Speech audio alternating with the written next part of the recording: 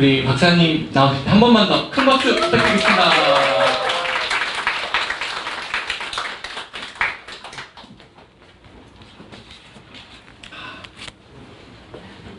Good morning and welcome to the GULA Gula, right? Is it right? Because I was given like 60 minutes for my presentation for you this morning, and I'm going to be not as quick as possible because I understand your English is, some of your English is pretty good, some of them are not, and so I have to just level it down to a kind of moderate level.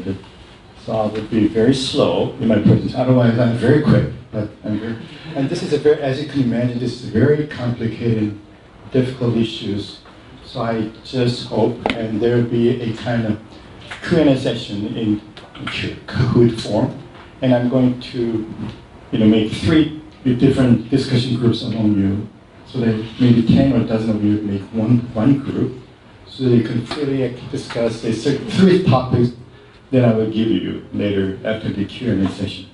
Okay, let me begin with my presentation because I'll be covering all these issues. This is a very complicated issues, and I've been working on those issues for the last 35 years. So how can I condense them into just one 50-minute kind of lecture? Pretty difficult and very pressing to me, as a matter of fact. This is a holiday for me. So the title that I'll be presenting to you this morning is the ROK US. ROK means South Korea, the Republic of Korea, and the United States. So this is the official title, as we call it. The U.S. called the U.S.-ROK Alliance. We call it ROK US Alliance.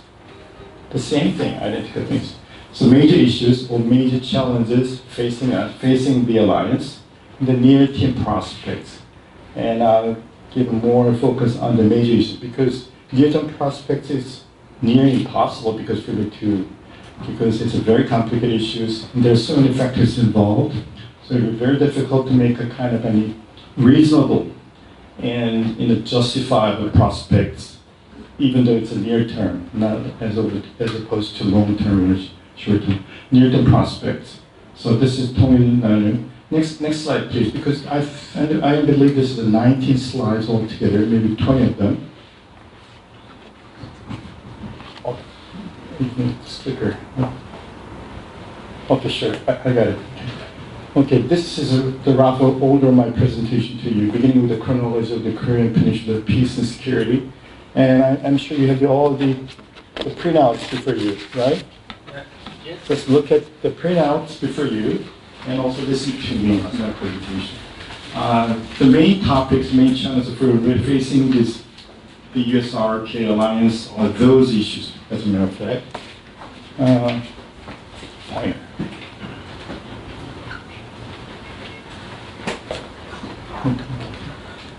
이거 화면에 있는 거 레이저 포인트. Okay, sure.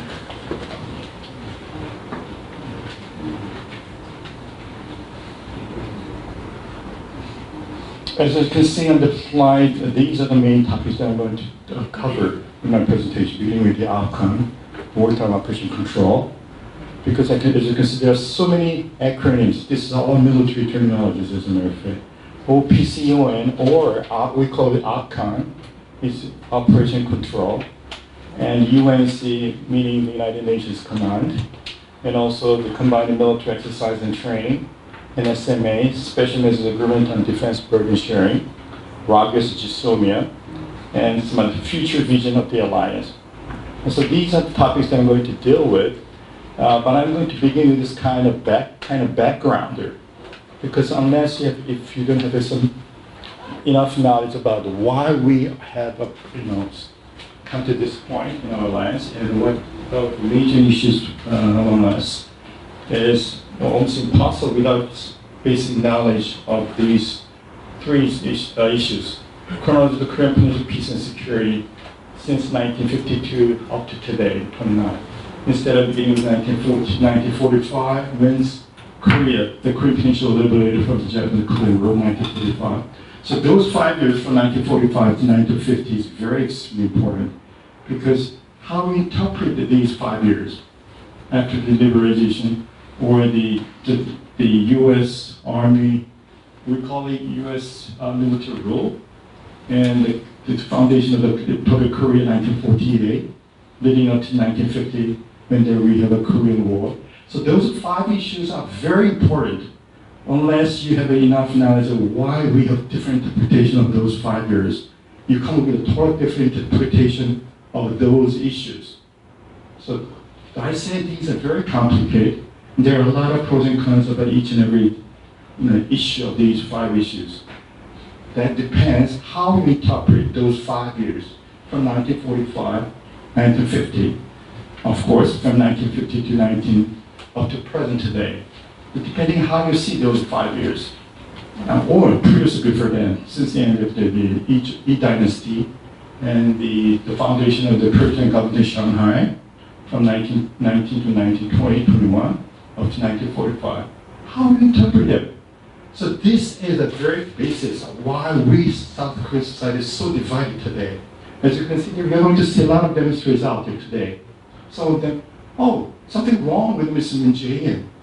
Not only Mr. Cho, because depending on how they interpret our past history, particularly during the Japanese colonial rule. Because some said Japanese Korea was so-so, and there was a lot of people who actually fought against the Japanese colonial rule for independence. There are a lot of people who support that idea. But also, as you can see, there are a growing number of people who come with different ideas.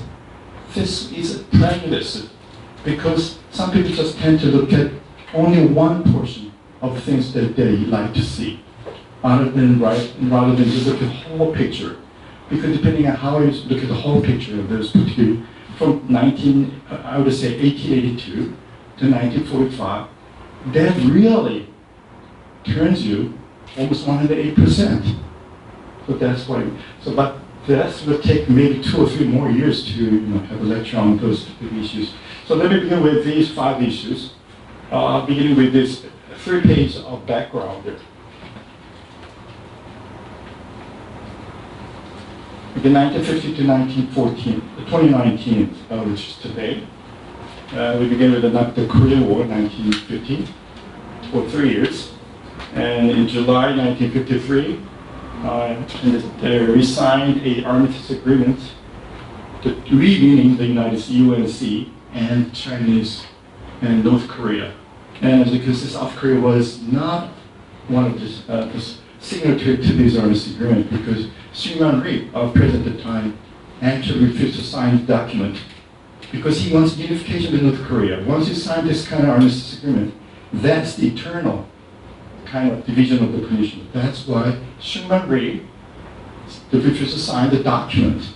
So that's why our South Korean delegation was omitted on that particular document. So this is a very important document, 1953, and also the creation of the UNC, United Nations Command, which is still in presence today. And as you can see, one of the topics that I'm going to deal with later, how we're going to revitalize, transform the UNC. If there is a Alcon transfer, if there is a kind of deactivation of Combined Forces Command. So these are very complicated issues. No, it's a military issue. It's not historical or technical issues. It's a very kind of politics, emotional issues as well. So that's why UNC is very important, UNCCFC. And we signed a Mutual Defense Treaty, or MDT, we call it MDT, with the United States, between the United States and ROK.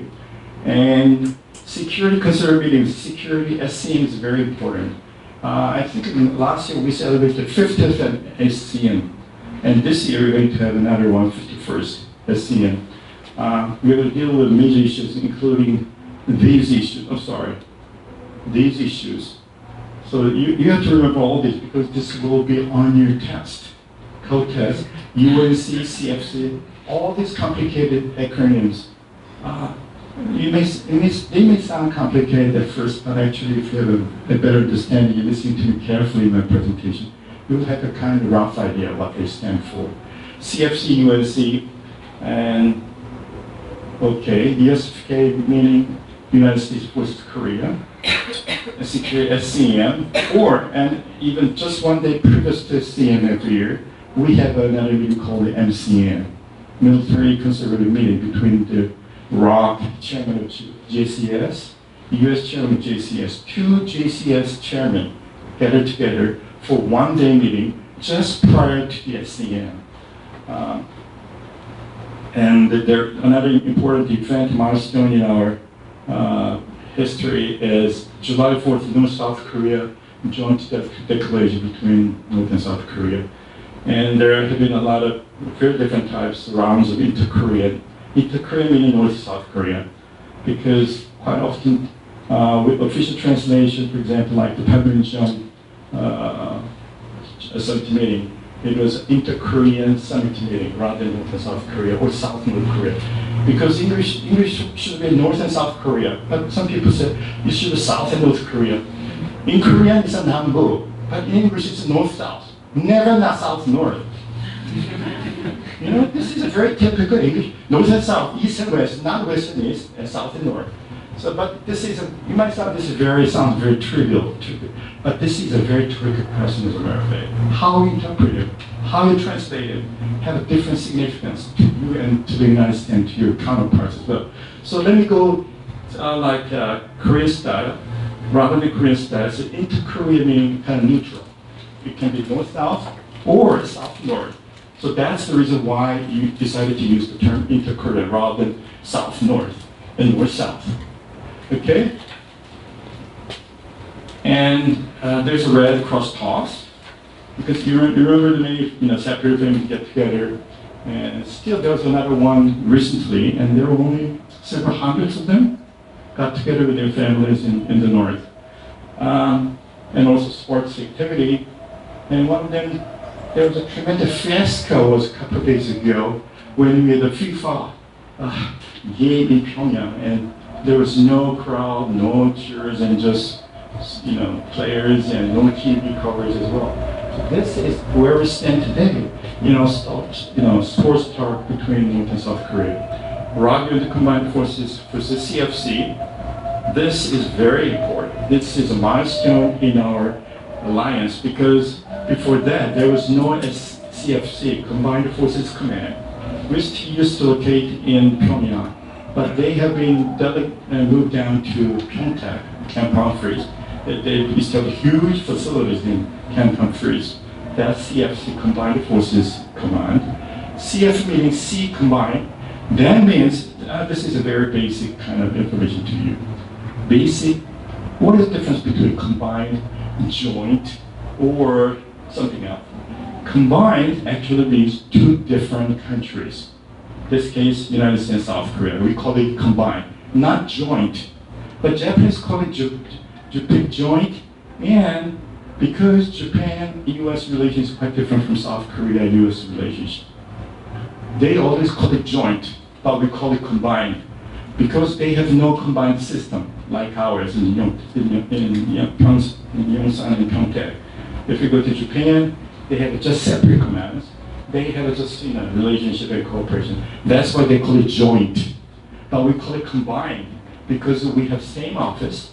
In the same office, you have a U.S. officer and South Korean officers sitting together shoulder to shoulder, literally. So that's why combined.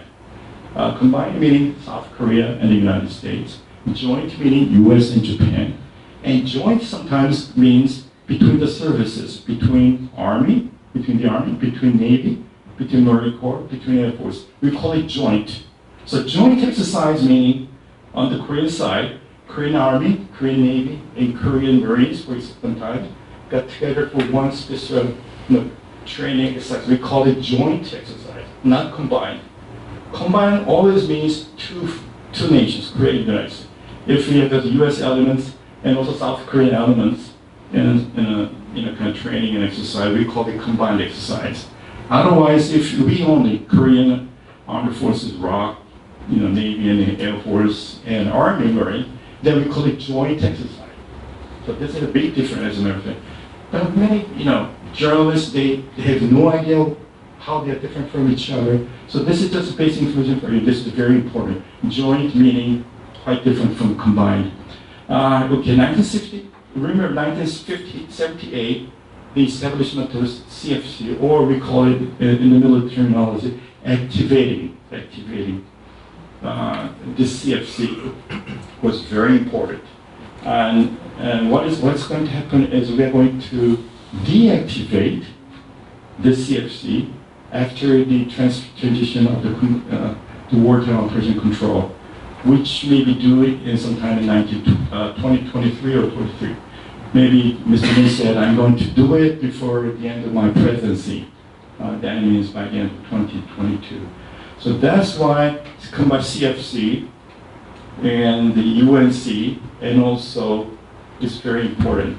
And also, let's move to the next slide.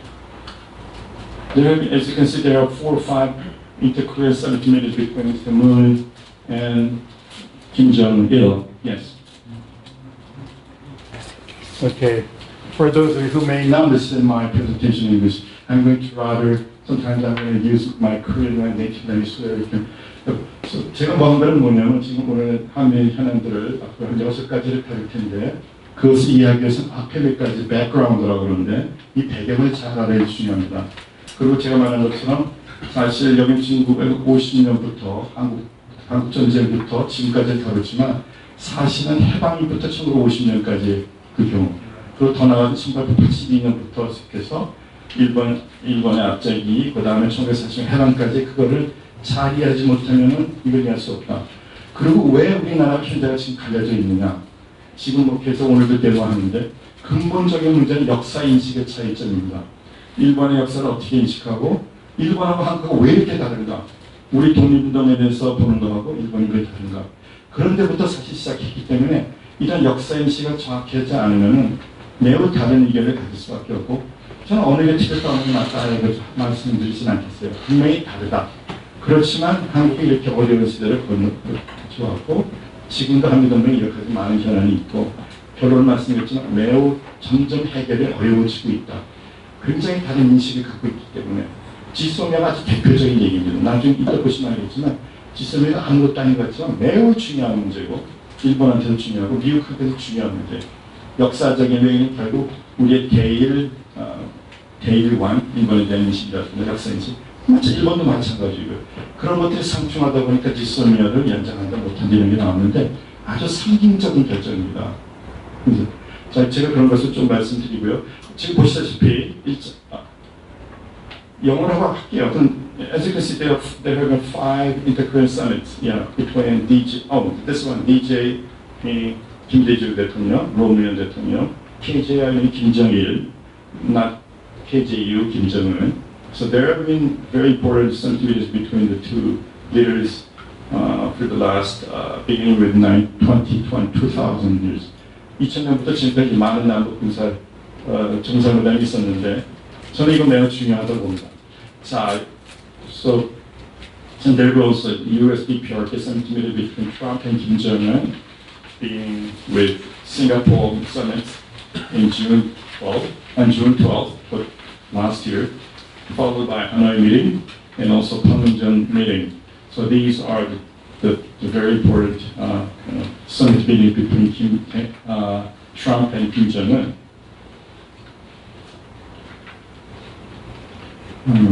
Okay, and there have been, as I noticed, there have been 9 rounds of U.S. RFK summits between Mr. Moon and Mr. Trump for the last 2 years and a half, I believe.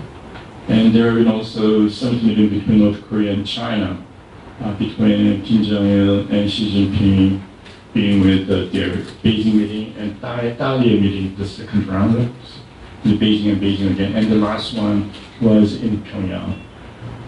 지금 보시다시피 각종 정상회담이 한미 간에 또 북중 간에 북미 간에 계속 이루어졌고요. 러시아도 있었습니다. 지난번 블라디보스톡에서도 there was another meeting between the North Korea and the Russian Federation in Vladivostok on April 25th, this year, rather. And September Joint Declaration of 2018, 9.19 군사공동연맹이라든가 판도적 공동성이 굉장히 중요한 거예요. 왜냐하면 이것이 because I say this is a very important document because they have a tremendous impact on our lives. 이거에 따라서 한미 동맹이 어떻게 될까요? 매우 결정적이기 때문에 이 문서가 굉장히 중요했습니다. 그 제목 자체 보면 Joint Declaration, 그리고 보면 Peace, a New Future라는 제목으로 돼 있어요. Because I remember because I was on the TV booth when they were leading the Panmunjom for my Ajam TV. So I remember from the first day, like 9 o'clock in the morning until 5 or 6 o'clock in the morning, I was in the booth and I was watching how they play each other in Panmunjom in Hanoi and Singapore. So I remember very vividly because I was part of the member of the what do you call it, journalist recruit team. And they signed a very important document. Actually, the defense minister signed this very important document, comprehensive military documents. And the official name is Agreement on the Implementation of the Historic Panmunjom Declaration in the Military Domain. 굉장히 중요한 document. They cause a lot of problems between South Korean conservatives and South Korean liberals. Because some say, oh, there have been no provocation after the signing of this document. And they said, no, not really. Can you really trust North Korea? They're still looking for some chance of provocation against South Korea. 한국에 대해서도 매우 지금 여러 가지 문제가 들리고 있는 것이 바로 9.19 군사합의에 대해서 서로 문제가 다르고 최근에 이렇게 한박도에 대해서 갑자기 신문이 많이 나오죠. 우리도 잘 몰랐는데 한박도에 북한의 기지가 있느냐 없느냐, 단순히 레이더만 있느냐 없느냐. And there was a very recent instance called Hanbakdo, just north of the NLL.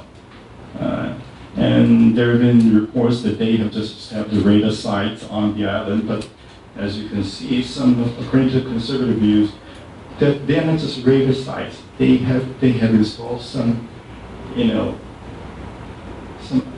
attack weapons rather than just defense weapons. So there are too many discussions going on over this particular very small island off Incheon of Uigu-do. And we draw a line, buffer zone on the land, the sea, and the air. But this is a point I'd like to emphasize, draw your attention to. This causes a problem with our alliance between the United States and South Korea. Depending on how you're going to interpret and how we're going to execute, implement these particular documents. This might divide South and South Korea and the United States, sorry. And also the UNSC. As you can see, a lot of problems. If you look at Korean newspaper this morning, as a matter of fact, as you can see on my slide, and General Abrams, who is the commander of the CFC, commander of the UNSC, actually, he made a very important speech 2 days ago. And there was a picture, and that is one that I took because I was there. And I was listening to General Abrams talking about the future of the UNSC. Because there are so many controversies and problems raised by the South Korea as well. 아브람스라는 건 UNC에 대해서 유엔세 재활성화라는 것에 대해서 얘기를 했어요, 며칠 전에. 그래서 우리 신문에 굉장히 자세하게 나왔더라고요. 두 가지 이유가 왜 UNC가 있어야 되냐고, UNC가 어떻게 바꾸는가에 대해서 한국에 지금 많은 우려가 있기 때문에 그것을 우려를 좀 완화시켜주기 위해서 제가 10시 몇 분까지죠? 팀장 몇 시에 끝나요? 우리 제가 시험 보면서 할게요. 우리가 아까 밤에 시작해서 40분에 시작했나요? 네, 40분. 그러면 11시 40분. 네, 그 전에 끝나도록 해볼게요. 나는 길면은 집중도 안 될 거고 좋지가 않다는 거죠. 모든 lecture는 should be less than 50 seconds, 50 minutes, right? Okay. So this is pretty much related to our alliance at the UNC, as I'm going to explain to you why I think this is such an important issue. These are the very historic moments between our two leaders, Kim Jong-un and Moon Jae-in, first meeting and the second meeting as well. So maybe I have 2 or 3 slides for North Korean potential threats, meaning their nuclear powers and also missile capabilities. Because you have to understand why I have 3 or 4 different slides for North Korean nuclear weapons and their nuclear missile capabilities as well. Because the U.S. forces are here and the United States are here to deter if there is another military provocation or we call it 전면전. 만약에 한반도에서 전면전 있으면은 여기 대나귀에 있는 것이 바로 연합사고 유엔스거든요. 그래서 이걸 이해해야 된다.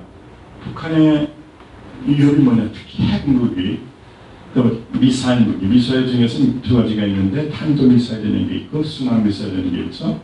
그러니까 탄도미사일인 것은 ballistic missile. 올라 고점을 치고 다시 내려오는 걸 ballistic이라고 그러고 순항이라는 건 크루즈 미사일은 그냥 해상 위에서 한 5m, 10m 그냥 떠 계속 가는 목표가. 그 미사일은 크게 두 가지가 있어요. There are two different types of missiles. One is ballistic missiles, and the other one being cruise missiles. So we're talking North Korean. We're talking about the North Korean missile capabilities, particularly the ballistic missiles. So the first we call it first North Korean nuclear crisis, 1992, 93 or 92, 1994, when Kim Il-sung ruled North Korea back then. And they actually withdrew from the NPT. And Carter tried to visit, and he actually visited North Korea, Pyongyang, and he met with Kim Il-sung, and a couple of days later, a couple of weeks later, Kim Il-sung passed away. And they signed a Geneva Agreement framework. And there's another series of North Korean crisis, 2012 to 2013.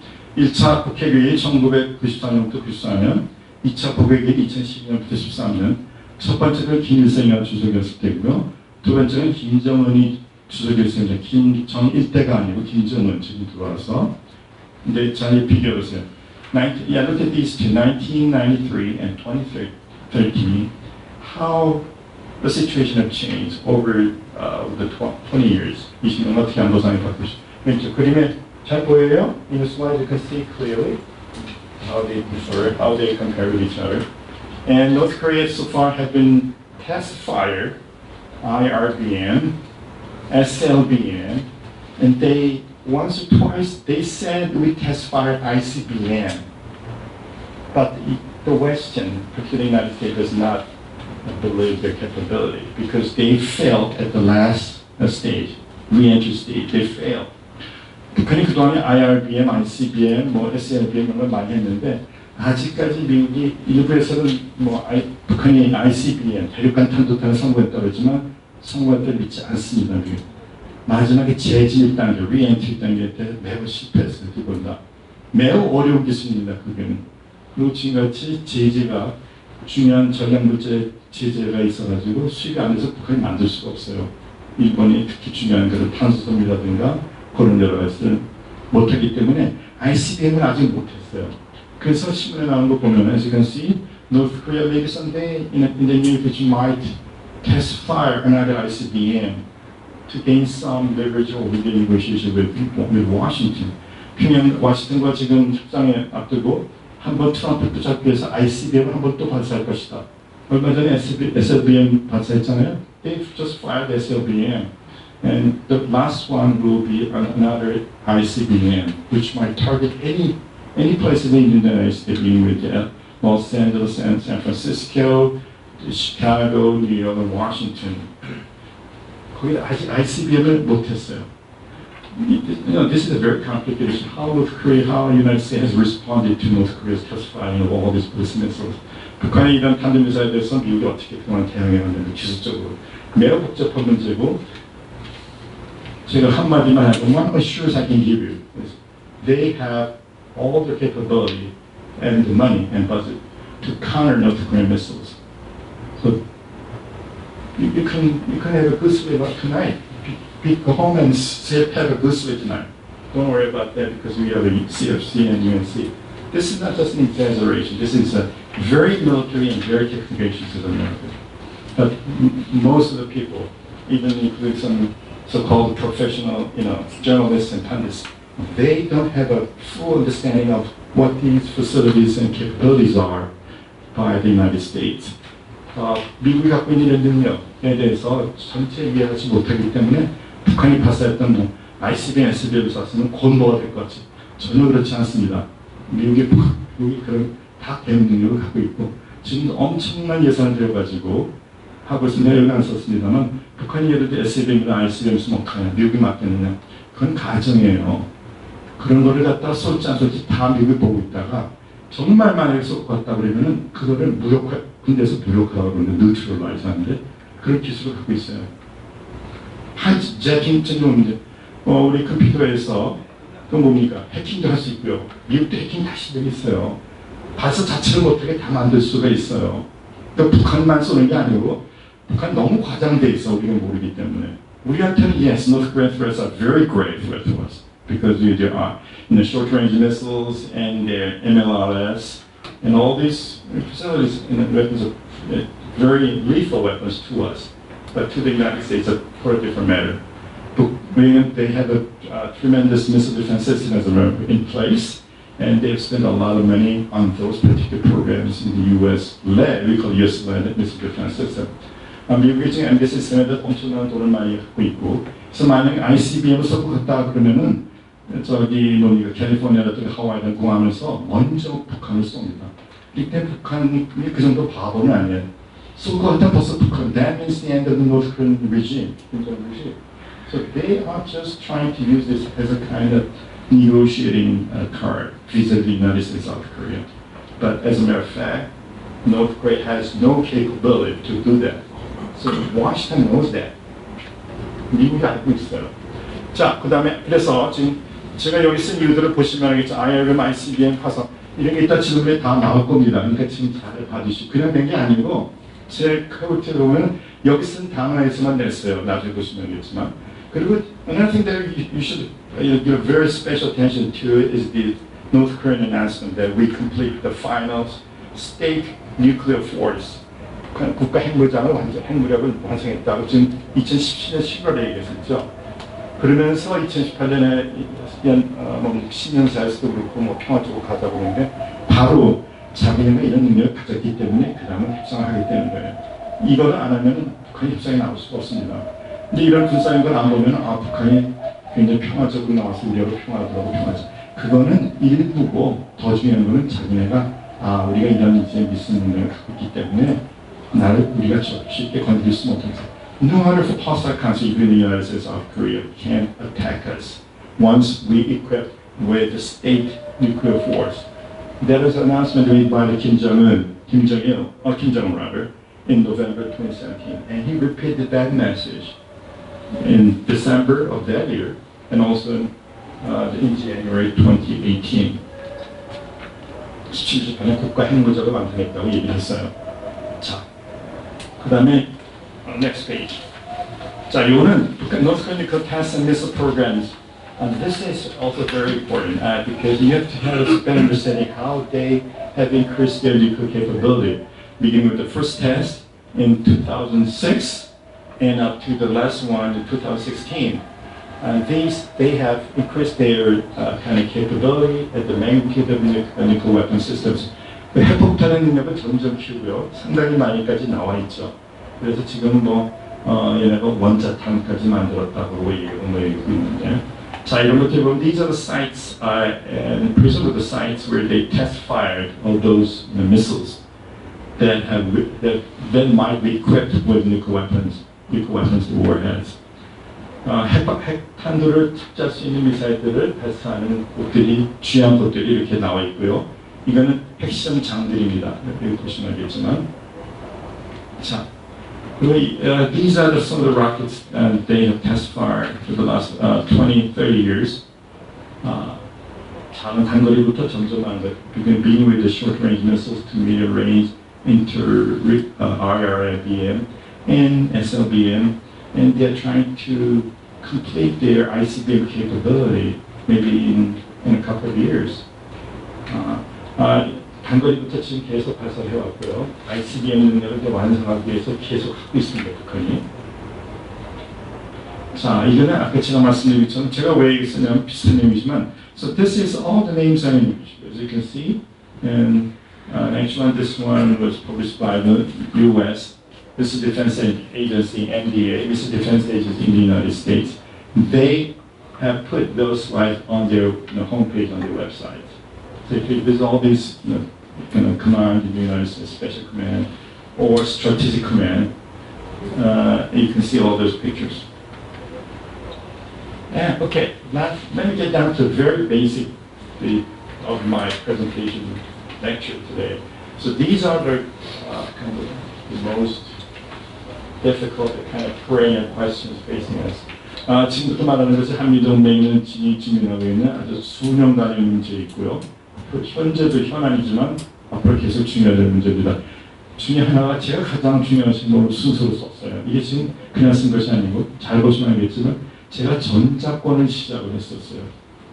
그 다음에 연합사, 유엔사, 그 다음에 한미연합훈련, 그 다음에 burden sharing, 그 마지막으로 한일 간의 뒷소면 잘 보시면 그 순서를 제 나름대로 로직하게 뭐가 중요했고 무엇이 원인이었다는 순서를 1, 2, 3도 쓰는데 그냥 6가지 쓴 것이 아니고 제가 판단입니다. 다른 사람 다른 의견은 그럴 수 있지만 가장 핵심은 바로 전작권에 대한 것이다.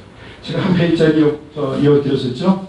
우리 한번 보시면 다 할 수 있는데 제가 말씀드리는 this is a summary of my 60-minute English presentation. You can see it in Korean in one page. 할 수 있죠? 한번 된 것. 거기 제가 말하고 싶은 모든 게 다 들어있고 왜 6가지 이런 순서를 다 주겠습니다. 자, let's begin with the OPCON, which stands for Operation Control. And I know this is a very complicated issue. 이게 굉장히 어려운 문제예요. OPCON에 대해서 배울 사람들이 잘못 알고 있어요. 그렇기 때문에 한국에 갖고 와야 된다. 우리가 주권이 없었다. No, I think they're wrong. 왜냐면 OPCON에 대해서 매우 많은 오해가 있어요. OPCON은 누구한테도 기업에 줬다가 우리가 갖다가 그런 게 아니에요. 한미 양국이 공유하고 있고 대통령이 있고 제일 높은데 그 다음에 NCMA라는 게 있고 그 다음에 Defense Ministers 그 다음에 Chairman JCS and then down there is a CFC 한미 대통령이 있고요 그 국가통수기구라는 게 있고 그 밑에 양국 국방장관 합참의장 그 다음에 마지막으로 연합사령관이 있어요. 그 연합사령관이 단축적으로 결정하고 행사하는 것이 아니고 양국 대통령이 당연하죠. 대통령이 군통수권자이기 때문에 당연히 하고 그 다음에 명령을 NCMA에 주고 국방장관을 통해서 하는데 그럼 왜 이 사람이 이 문제 가지고 했느냐? 미국 commander of the CFC has been a U.S. military four-star general happens to be. 미군 4.3 장군이 연합사 사령관이 있다 보니까 미군이 우리나라 걸 갖고 있는 매우 그거는 단순하다 이거 틀린 얘기입니다. 대통령이 갖고 있고 우리 군에 대해서 평시들 다 우리가 통제 다 하고 지휘도 다 하고 있고 임명도 하고 다 하고 있어요. 그런 OPCON이가 뭐냐면 Operational Control 작전에 관한 통제만을 한다. 매우 다른 개념입니다. 오퍼레이션은 가장 작은 개념이에요. 어떤 특수한 작전에 들어갔을 때 그거를 군사의 효율성을 위해서 그 사령관이 지휘를 하는 거예요. 이렇게 하는 게 좋겠다고 컨트롤하는 거예요. 그러니까 지휘는 다른 문제고 커맨드는 우리 쪽에서 갖고 있고 다만 사령관은 컨트롤을 해요. 그러니까 지휘 협조, 협조라든가 통제 이런 개념들이 다 군사적으로 다른데 이걸 전부 다 허용하고 그게 잘 몰라가지고 미국이 그런 갖고 있기 때문에 그럼 우리가 빨리 받아야겠구나. 안녕하세요.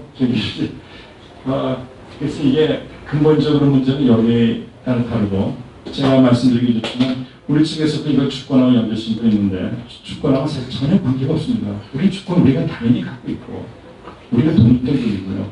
우리가 대통령이 다 임명하고 다 하고 있고 다만 여기 특별히 wartime이라는 게 있는데 지금은 우리가 전쟁이라고 안 그래요. 우리 평시 아니면 우리가 뭐라고 하지 지금 영어는 armistice 정확히는 armistice agreement, armistice control 그런 게 지금이 현재가 정전 상태잖아요. 전쟁도 아니고 휴전도 아니고 개전된 것도 아니고 정전 상태라고요. 1953년이고 지금까지. 그때 정확히 영어로 명칭 armistice라는 말을 써요. peacetime 이런 말은 일반적으로 쓰지만 평시가 아니라 사실은 armistice라는 말을 씁니다. 지금 현재 armistice라는 게 와 있어요. 그래서 US가 있는 것이고 전쟁이라는 건 뭐예요? 전쟁이 곧 임박해가지고 전쟁이 일어날 것 같다. When a war is imminent, it is about to break out, we have to prevent it. So that's the most important thing for us. That's a deterrence. 그래서 억제라는 게 제일 중요한데 사람들이 전쟁이 아니냐, peace or war, that's nonsense. 그런 거 없어요. 전쟁이나 평화라는 양극이 아니고 가장 중요한 억제. 지금 평시에 전쟁을 막고 전쟁이 일어나지 않도록 예방하고 만약에 그런 데를 보고 전쟁이 났을 때는 지겠어요? 그럼 이겨야 되죠. 그게 핵심인데 모든 나라 북방, 우리나라, 일본, 중국 모든 나라, 그런 북한도 마찬가지고. 근데 평화 때 전쟁하다 보면은 사람들이 전쟁 없는 평화, peace without war, 다 좋아하죠. 그렇게 단순한 문제가 아니었고, deterrence. 제가 35년간 연구한 게 바로 deterrence. 평소에 어떻게 전쟁을 예방하느냐. 한국은 Korea's democracy. We don't initiate a war against North Korea, as you could say. 북한에다 전쟁하려는 사람 아무도 없어요. 우리 국민이 인정도 안 하고. 북한은 뭐 할 수도 있을지 모르지만 우리는 전혀 할 수가 없어요. 시스템. 민주국가의 평이 돼. 그럴 때 우리가 북한을 개전한다? 있을 수도 없는 일이에요. 그 모든 국민이 다 반대하고 국회가 다 반대로 있을 수가 없어요.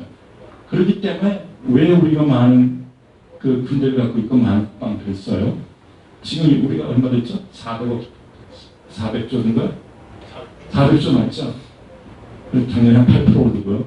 So we have a huge defense budget over like $40 billion, near $40 billion.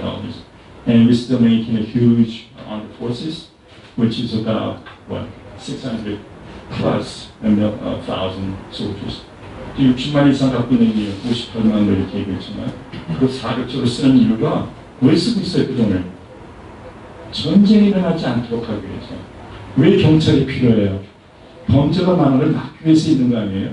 그걸 전쟁한다는 게 아니고 북한도 그렇고 중국도 그렇고 다 군대를 갖고 그 경찰이 있어요. Each and every country has its own armed forces and police forces to deter something terrible happens. 그거에 의해서 있는데 그래서 저는 지금 이게 말씀드린 이유가 전자권에 대해서 굉장히 많은 오해가 있었는데 의도적이 있었고 제가 이거 솔직히 말씀드렸지만 저는 많은 영향이 북한이라고 생각해요. 북한이 항상 미국이 적대서 미국이 나가야 되고 전자권 환수해야 되고 그 사람들은 환수를 써요. 저는 여기 전숙한 전환, 트랜지션이라는 말은 우리가 한국말에 전환. 그건 뉴트라는 개념이에요. A에서 B, B에서 A로 가는 전환한다.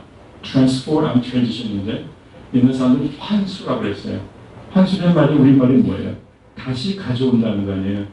그러면 줬던 걸 다시 가져온다는 거잖아요. 그래서 많은 사람은 환수는 전에 뭐가 되나? 굉장히 다른 말입니다. 그건 아셔야 돼요. 이 사람들은 우리가 줬다가 미국 뺏어간 거는 이제 받아봐야 된다. 당당히 받아야 된다. 주권 문제다.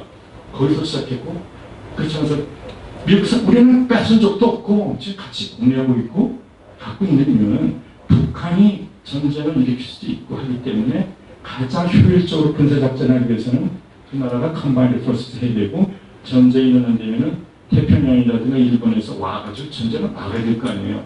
그리고 무력화시켜가지고 북한이 이겨야 될 거 아니에요. 그게 전체 개념인데 이걸 우리가 미국에 줬으니까 갖고 온다. 그것이 노무현 대통령 때부터 발생한 거죠. 오래전부터.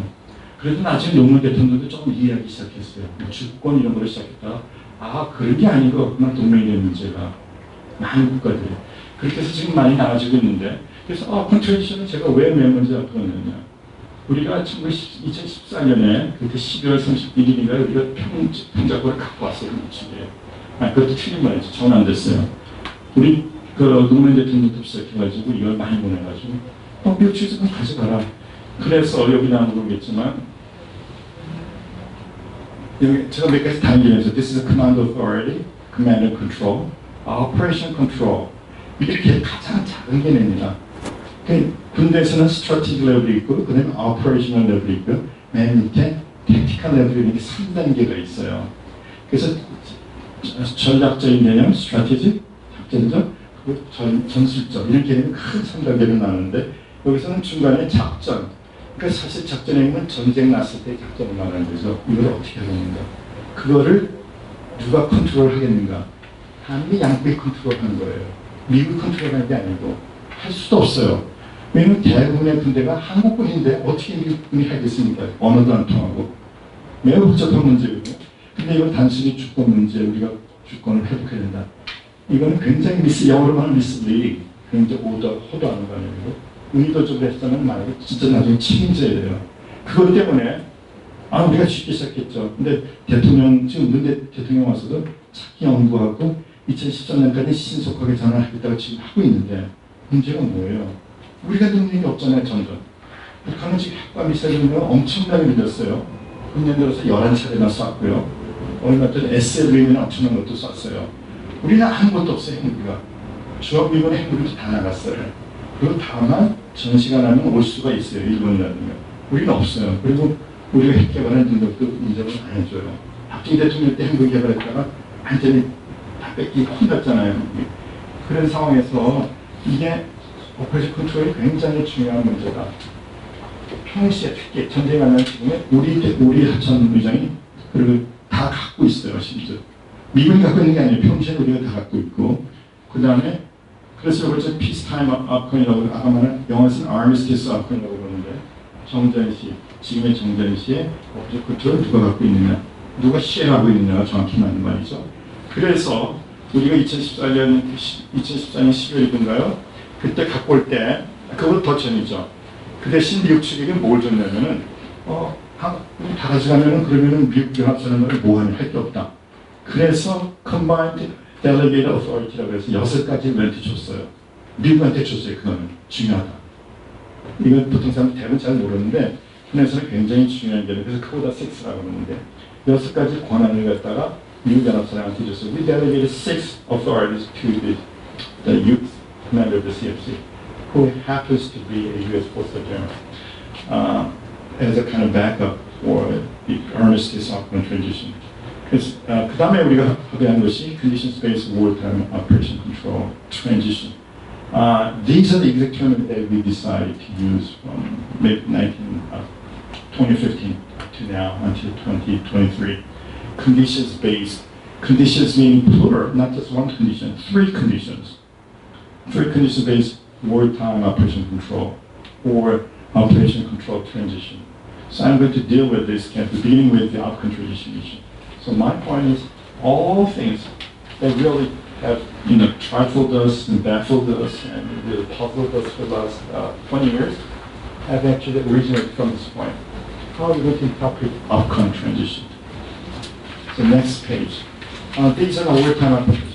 Wartime meaning the armies operation control will be transformed into wartime operation control in a matter of minutes, not minutes, because North Korea might, break a war without giving any notice prior to us. 북한이 어떠한 사전 조치도 안 걸고 갑자기 우리 공격할 수 있기 때문에 물론 그건 또 사실 맞는 말이 아니에요. 우리가 북한에 대한 여러 가지 정책 능력이라든가 탐지 능력이 있기 때문에 북한에서 전쟁을 준비한다 그러면 대충 2, 3개월 정도는 알 수가 있어요. 돌아가는 걸 보면. 전쟁이 그렇게 쉽게 일어나는 건 아니에요. 제가 말하는 그냥 오해해가지고 그냥 전쟁이 쉽게 일어날 수가 없어요. 그리고 한국군도 엄청난 능력을 갖고 있고 미국도 물론이고요. 북한이 만약에 전쟁을 매개해서 한다면 이거 다 할 수 있고. 그래서 북한이 뭘 노리겠어요? 과거 한국전 같은 6.25 전쟁 같은 전쟁을 다시 하겠어요? 그런 방법 없죠. 굉장히 짧은 일주일 내 5일 6일 내 전쟁을 빨리 끝내고 그 핵심은 수도를 정복하고 수도권을 정복하고 그 다음에 미국으로 협상하는 겁니다.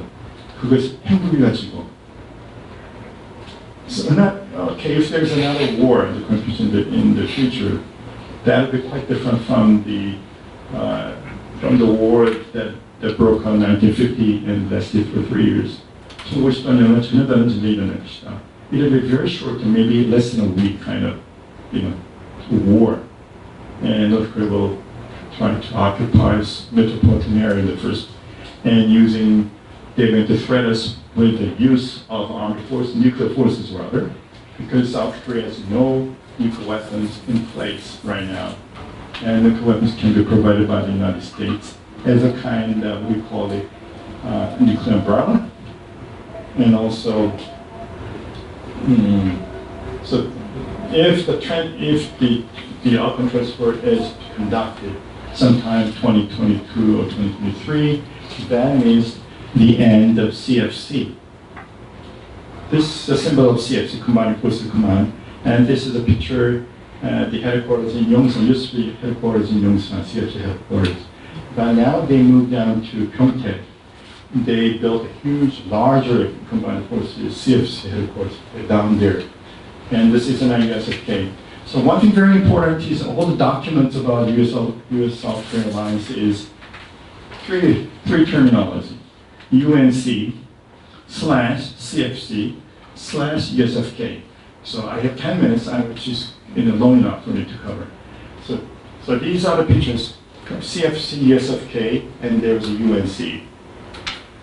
UNC revitalization, and this term is actually started to use by Gina Scalapati in 5 years ago. So UNC actually was created by the UN Security Council Resolution 84 in July 1950. There was UNSCR 82, 84, and 85. And 85 stipulated there would be a unified command, UNC command in Korea. So that is a very important document that's still valid today. And UNC, CFC, USFK kind of treated this very beginning with the UNC was the first created in 1950, and CFC in 1978, 78년, 1950년에 UNC 유엔군사령부, 1978년에 한미연합군사령부, 그리고 USFK는 그때부터 있었죠. 와 있었습니다. 그 세 가지가 다 있는데 이거를 미국 사람들은 한 지휘관이 이 세 가지 다 하고 있어요. 그래서 지금의 에이브럼스 장군이 사성장군이 유엔사 사령관, 연합사 사령관, 주한미군 사령관. 그게 매우 복잡하다고 생각해. 그 사람은 그게 가장 효율적이라고. 한 사람이 세 개 different hats. He had 3 different hats. hat 모자라고 그러는데 뭐라 쓰겠습니까?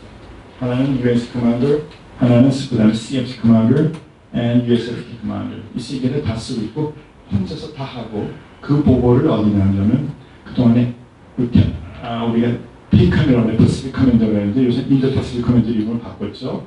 하와이인 인도 퍼시픽 커맨더가 바로 그 사람이 직속상관이고 그 위에 직속상관 아닙니다.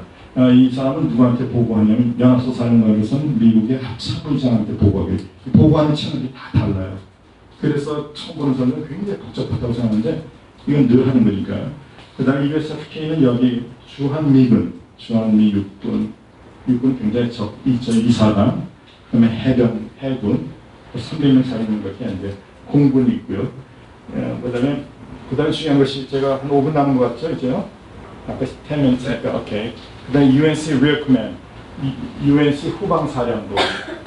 일본에 7개의 facility, 베이스나 facility라고 그러죠. 시설과, 기지와 시설이라고 해요, 우리말은. 베이스 facility하고 다른데, 해군이라든가 해병대의 경우는 이제 스테이션이라는 말도 쓰는데, 그걸 자세히 설명할 수 있지만 7군데의 후방기지가 있다 일본에. 그래서 한마디로 전쟁이 나면은 와서 전쟁을 막고 할 수 있도록 모든 물자라든가 병사가 오는 곳이 바로 7 bases and facilities in Japan. 많은 것들이 그 오키나와에도 있고요. 미국, 일본 본토, 혼슈 본토도 있는데 전체 7개의 기지가 있습니다. 이걸 여러분이 들어가 보시면은 자세히 다 나와 있는데. 그 다음에 이 사람들은 뭐냐면 their number one task is to how they're going to counter any military proposition by North Korea if there is a contingency in the Korean Peninsula. So they will send U.S. Marine reinforced 중원군이라고 합니다. From Hawaii, Guam, and in the continental United States, 미국 대륙, 본토, 하와이에서 오는 중원군. 지금 주한미군만은 28,500이죠. 우리 트럼프 대통령이 32,000을 갖다 4만 갖다 막 숫자 틀리게 하는데 and strength라고 그러는데 그 정해져 있는 법정 정원은 28,500이에요. 근데 그것보다 시들은 적어요.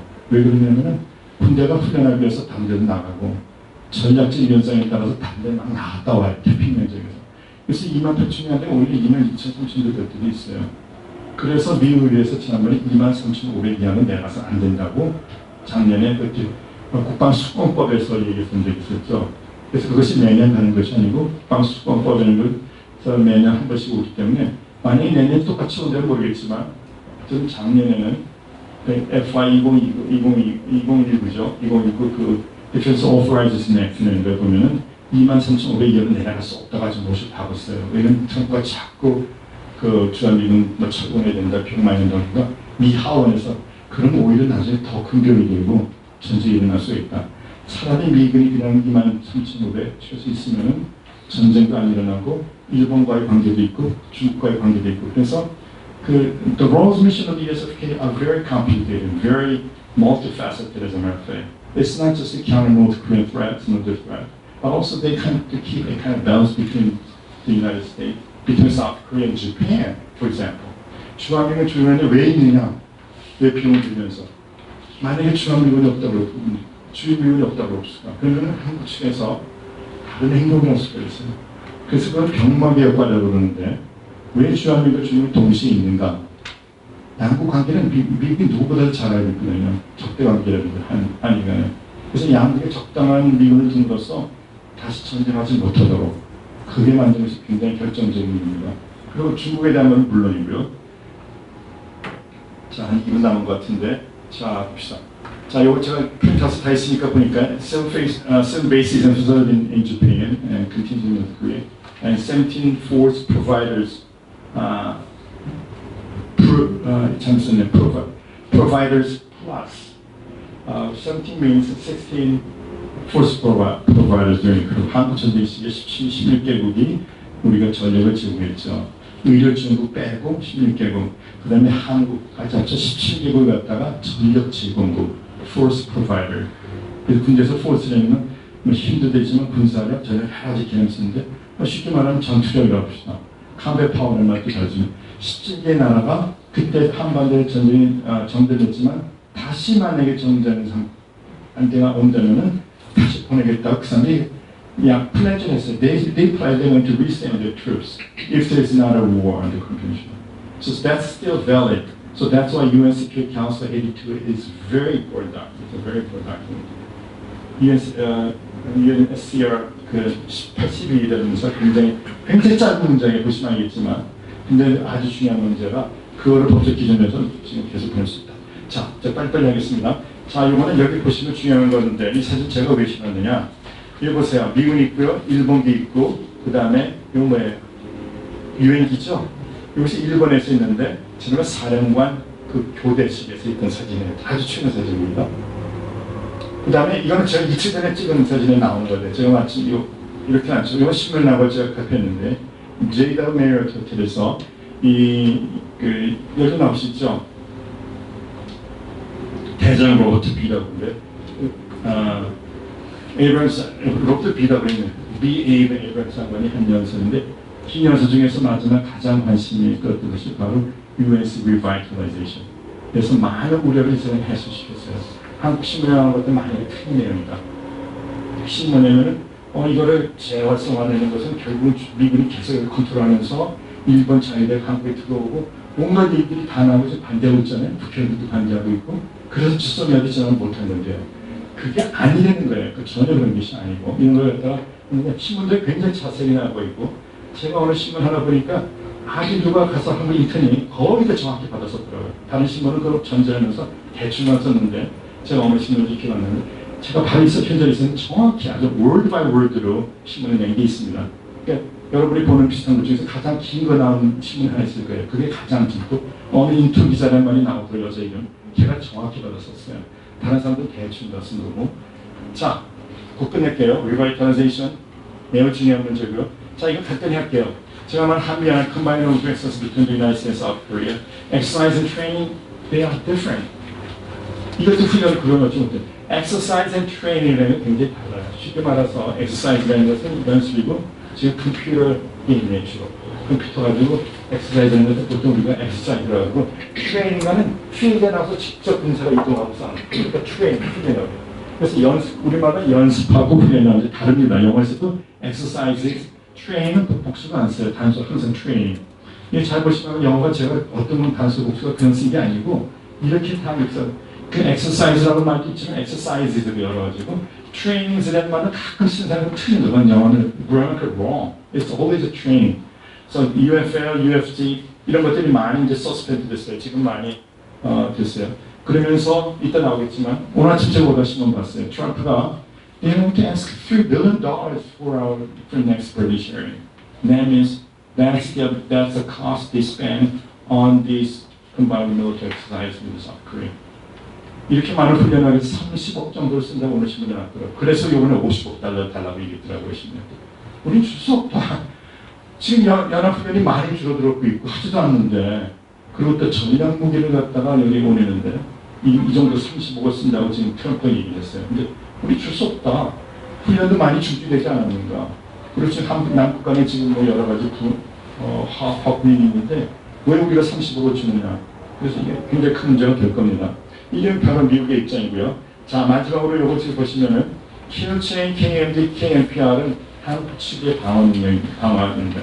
킬체인, 제가 복잡한 거 얘기 안 드리겠어요. 킬체인인 것은 만약에 북한에서 우리를 쏠 것 같으면 가서 다 미리 킬한다는 거죠. 그리고 KAMD는 그런 킬체인이 실패했을 때 우리 나름대로 Air and Missile Defense, 그래서 Korean Air and Missile Defense, 우리 공군이라든가 이 방어 세력들이 우리도 Missile Defense가 있어야 될 거 아니에요. 저쪽이 우리 있었습니다. 그걸 또 KAMD라고 그러고, 만약에 이제 KMPR, Korean Massive Punishment and Retaliation, KMPR. 만약에 우리가 Defense Burden, 만약에 실패했다, MD. So okay, that's the end of my presentation. In a minute. KMPR is very important, but that's also very costly because it requires a lot of new facilities and cutting-edge, equipment and facilities. So KMPR 비용이 엄청나요. 왜냐하면 북한의 지도부를 갖다가 때려서 엄청나게 보복을 움직여야겠다. 이것이 핵심이었는데 지난번 박근혜 정부 핵심에 지금 이게 흐지부지됐어요. 이 정부에서는 지금 북한에 이런 걸 하지도 않고 있고 이런 데 예산 쓰지도 않고 있고 그래서 이게 약간 지금 문제가 되고 있고요. 자, 그다음에 SMA, Special Measures Agreement. 우리 SOFA Agreement에 따라서 나온 것이 Special Measures Agreement. And this will be the 11th round of CM. And tomorrow, 22nd and 23rd, there will be a second round of SMA in Hawaii rather. 지난번에 the first one was held in Seoul. 제6방영국 카이다에서 열렸어요. 제가 장난꾸러 우리 연구소 얘기했는데 그 다음에는 이번에 하와이에서 아마 하와이 인도패시픽 사연도서 열릴 겁니다. 제가 이때 질문도 나올 건데 잘 보세요 여기에요. 자, 제가 30초에 끝낼게요. 우리는 작년에 900 million dollars 9조 정도 줬었어요. 9조 316억인가요? 그렇게 됐었죠? 주기가 막 금년에요. 근데 내년부터 미국 측에서 트럼프가 툭하면 5 billion, 50억 달러를 계속 내놓으라고 얘기하고 있고 그 다음에 우리는 그러면 진짜 주는 비용이 얼마고 거기다가 50%는 되겠다. 그러면 it makes sense. 미국이 주둔하는데 이만큼 되니까 그러면은 50-50 하자. 그런 것들이 우리의 지금 보관인 것 같고요. 그것이 대충 보니까 3 billion 달러가 조금 안 돼요. 이 정도로 우리가 좀 크게 잡고 있을 것 같고 NPSC, 미국에서 말하듯이 그러니까 Non-Personnel Stationing Cost, 비인력 주둔 비용 이거에 대해서 정확한 금액이 나온 적이 아무것도 없어요. 미국 문서나 미국 의회가. There's no final documents or concrete documents of how much it costs, non-personnel stationing costs for the USFK, for the USFJ, and for the matter of NATO US forces. No specific data on the NPSC. So these are the rough guidelines for our negotiation with the United States on SMA. 마지막 페이지가 될 것 같습니다. 자, 지소미아. 이게 간단한 문제가 아니고 미국이 왜 이렇게 지소미아에 대해서 신경을 쓰는가. 우리가 한미 관계가 나쁘고 우리가 그 대법원 판결도 시작하고 여러 가지 문제도 시작했고 북한이 이번에 자꾸 하니까 우리가 일종의 우리 카드 쓴 건데 뭐가 나쁘냐.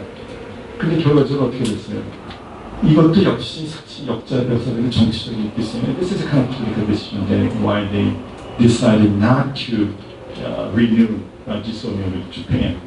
So our Prime Minister is going to Japan tomorrow. They're going to send a presidential message to Mr. Abe that we are willing to reconsider our cancellation or termination of GSOMIA. GSOMIA 우리가 지난번에 종료라고 그랬었죠. 종료 결정을 갖다 다시 한번 재고할 수도 있겠다라는 것을 가지고 지금 이낙연 총리 내일 모레 가서 지금 아베하고 만나게 돼 있습니다. 이게 결론에 가까운 문제로 생각해서 왜 그러면 한미동맹이 왜 한지소미아를 종료되느냐?